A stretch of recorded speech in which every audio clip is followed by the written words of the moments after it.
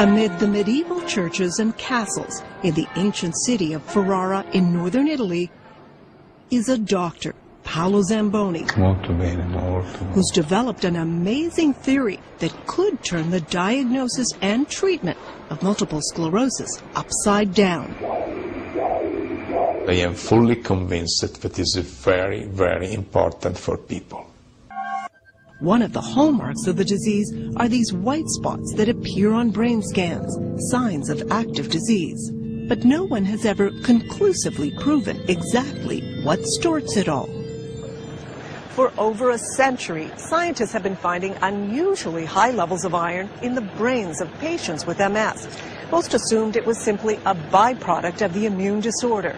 But for Dr. Zamboni, it was a clue to something much more important.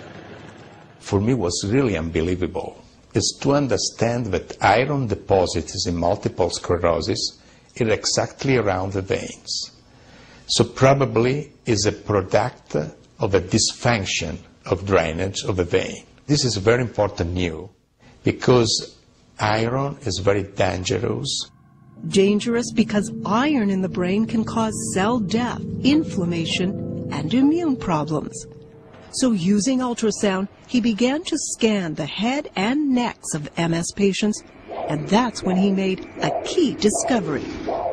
In some patients, I found the evidence of narrowing of the vein. In the neck? Yes. So the blood was not draining, and this is in an MS patient? Yes, just in MS patients. In patient after patient, he found the same thing, narrowed veins. So in normal people or people with other diseases? With other disease, neurological or not. No narrowing? No narrowing. So every single one yes. of the MS patients had some sort of narrowing in the drainage? Yes. It was a brand new condition, something he called CCSVI, chronic cerebral spinal venous insufficiency. He found blockages either in the two jugular veins or in a large central vein that sits in the chest, problems that he says likely take root before birth. And when they're narrowed or blocked, blood backs up into the brain, and that, he says, could be pushing blood which contains iron into the brain tissue of these patients. Dr. Zamboni says many neurologists he approached declined to join his research. That could be because it's a complete reversal of conventional science that says MS is a brain disorder and an autoimmune disease. But there was one neurologist who was captivated by the theory. Dr. Fabrizio Salvi likes ideas that are out of the box. And so he began sending his MS patients to Dr. Zamboni for testing. The images of narrowed or blocked veins, called strictures, were irrefutable. Everyone can see what we found.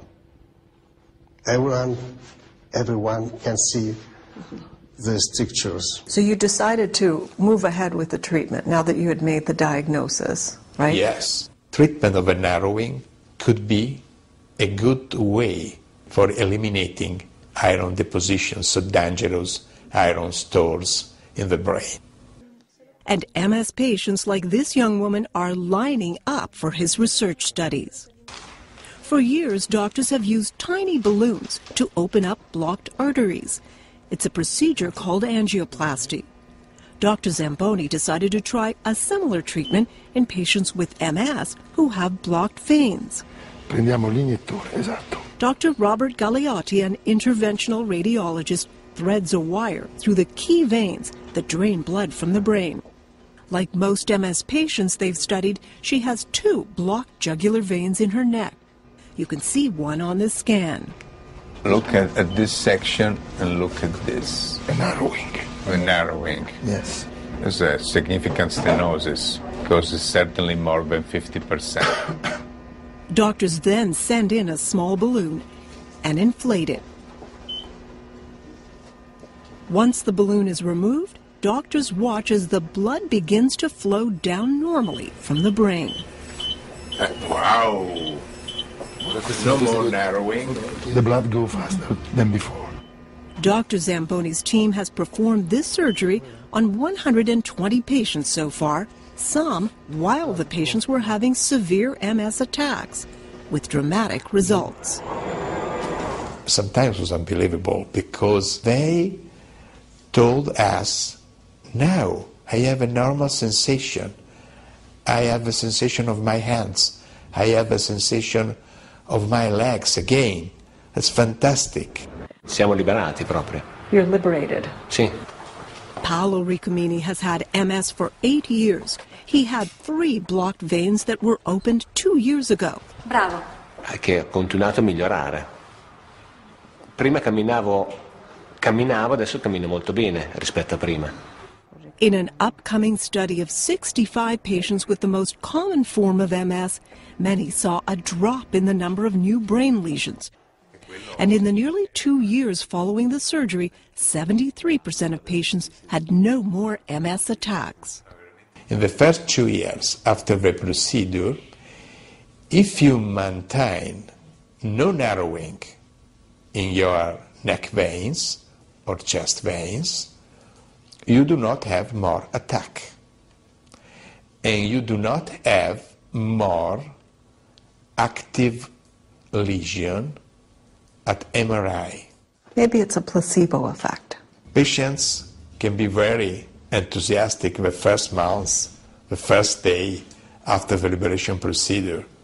I think this can be certainly taken into account, but after 2 years. The first neurologist to support Dr. Zamboni's work was Fabrizio Salvi.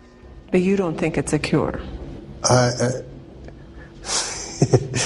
think that may be the cure for MS, but I have to be careful. But scientists elsewhere won't embrace this radical new approach until they do their own studies. So researchers at the University of Buffalo actually invited Dr. Zamboni and a group of his liberated Italian patients to collaborate on the largest study of its kind. The Buffalo team, headed by Dr. Robert Zavadinov, is now looking for over 1,000 MS patients from the U.S. and from Canada to scan their necks with ultrasounds and MRIs to find the twisted veins that may be at the root of MS. The first step is prove that this is true and that it's more prevalent in MS patients than normal controls, which I can tell you immediately I believe it is. Okay. For Buffalo neurologist Bianca Weinstock-Gutman, it's urgent research. If this is proven correctly, it will be a very, very big discovery, because we'll completely change the way how we think about MS, how we'll put our treatment on it, and eventually we may see later on maybe other relation of these venous problems on other autoimmune disorders. But MS societies in Canada and the U.S. have issued cautious statements, saying there's insufficient evidence to suggest that this phenomenon is the cause of MS, and they discourage patients from getting tested or seeking treatment. But Dr. Zamboni insists his study results will eventually win over skeptics in the scientific world. The opposition was really big, but this was never important for me, because what I did was to continue to accumulate evidence. Mark Hakey, a Canadian who also works at Wayne State University in Detroit, says he too is finding surprising narrowed veins in MS patients from around the world. And this is the drainage? That's the main draining vein, and then it gets very narrow, almost like a little hair running down here. That's bad. And you saw that and you thought what? I thought Zamboni is on the right track. The patients need to speak up and say, we want to have something like this investigated, at least at an early stage, to see if there's credence to this theory. Even if it's 10 or 20% of these people who can be helped, that needs to be investigated. MS is a progressive disease and strikes young people. So if we lose time, there are a lot of young people that progresses without possibility to get back.